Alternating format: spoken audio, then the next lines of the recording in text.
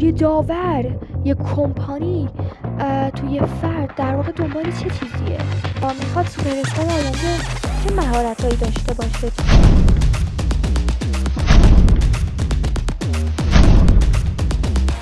سلام بچه‌ها، خوش اومدین به این ویدیو.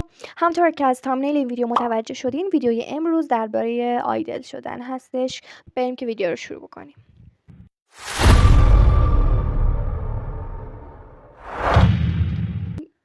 اولین مورد، یه آیدل یعنی چی؟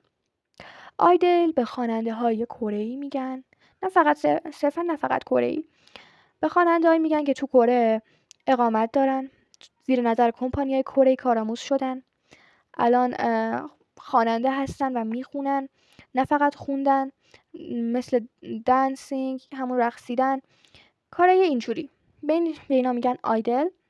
و خب موزیکایی هم که میخونن اکثرا به کره‌ای و انگلیسی هستش که اکثرا هم کره‌ایه. وظایفی که یه آیدل باید انجامش بده و خب اکثرا سرش شلوغه. وظایفی مانند ضبط موزیک ویدیو، چهره تبلیغاتی شدن، حضور پیدا کردن تو موزیک ویدیو یه آیدل دیگه، همکاری با یه آیدل دیگه، رفتن به فشن شو، دعوت شدن به فرش قرمز، به مد گالا و خیلی چیزای دیگه که اکثرا آیدل‌ها سرشون شلوغه و خب وقت دارن بازم باید برسن خودشون. نمیدونم چه جوری ولی یه جوری میرسن دیگه. خب ما میدونیم یه آیدل الان یعنی چی، آیدل یعنی چی، وظایفش چیه و چه جوریه. کارآموزا، خب ما چجوری قراره کارآموز بشیم؟ اولین مورد، ما با اودیشن دادن، اودیشن حضوری و اودیشن آنلاین، که اول باید اودیشن آنلاین بدیم بعد اودیشن حضوری. اودیشن آنلاین، ما وقتی اودیشن آنلاین رو دادیم، بچه‌ها من جزئیات اودیشن آنلاین هم براتون توی ویدیو دیگه توضیح میدم که چجوری اودیشن آنلاین رو خفن بگیرید، چه لباسایی باید بپوشید، تو ویدیو چجوری خودتون رو معرفی بکنید، کره‌ای معرفی بکنید، انگلیسی معرفی بکنید و خیلی نکات و جزئیاتی که مطمئنم خیلی به کارتون میاد، چون اینا تجرباتی هستن که خودم جمعشون کردم و از جای مختلف من برداشتم و اینا مطمئنا خیلی به شما قرار کمک بکنه تو کارآموزی و اودیشن. خب بگذریم. و ما قراره وقتی اودیشن آنلاین رو قبول شدی میری اودیشن حضوری. اودیشن حضوری جوریه، کمپانی که شما انتخاب کردین به شما میگه پاشو بیا کره. وقتی اودیشن حضوری هم قبول بشید، کمپانی از شما دعوت میکنه بیاید کارآموزش بشید. کارآموز این کمپانی شدید. بچه کارآموز شدن مدت معینی نداره، یعنی ممکنه صرفا 5 سال کارآموز باشی، 10 سال کارآموز باشی، 2 سال کارآموز باشی، 3 ماه کارآموز باشی. خب اعضای بلک پینک هم همشون بالای 4 سال کارآموز بودن و خب چیزیه که بستگی به تلاشات داره، هر چقدر تلاش کنی همونقدر بهره میگیری. وقتی دیگه کارآموزی رو قبول شدین، کمپانی اینجوری نیست که بگه آقا شما قبول شدید دیگه هیچ دیگه کاری من با شما ندارم، فقط بیاید یاد بگیرید. نه اصلا اینجوری نیستش. کمپانی میاد هر ماه شما رو میسنجه، از شما مثلا با دوستتون که اوشون هم ممکنه کارآموز باشه براتون مسابقه میذاره، ببینه کی برنده میشه و ممکنه حذف بشید. پس هیچی قطعی نیست، ولی مطمئن باشید کمپانی‌ها میدونن کیو میخوان و میتونن تشخیص بدن کی میتونه پاپ استار آینده باشه. خیلی کنجکاو هم بدونن ما تو کارآموزی چه چیزی قراره یاد بگیریم.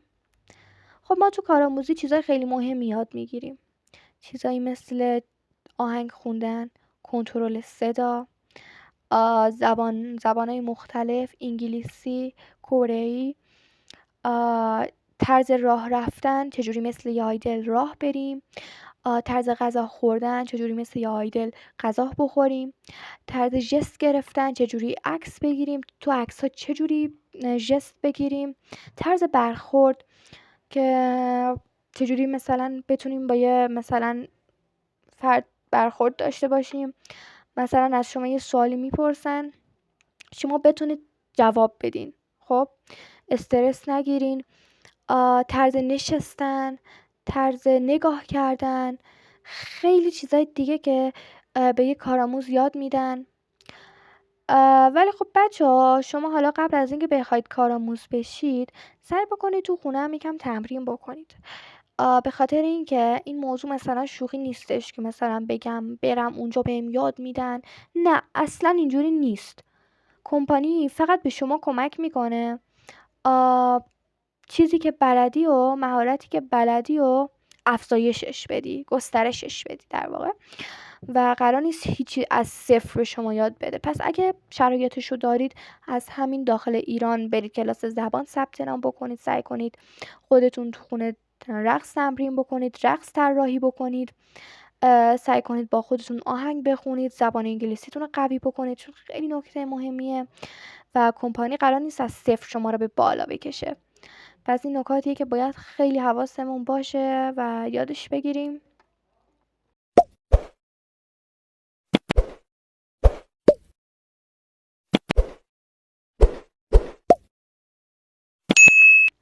خب بچه ها مرسی که تا اینجا ویدیو همراه بودین. لایک کنید، سابسکرایب کنید، به خود خیلی بهم انرژی میدید. عاشقتونم.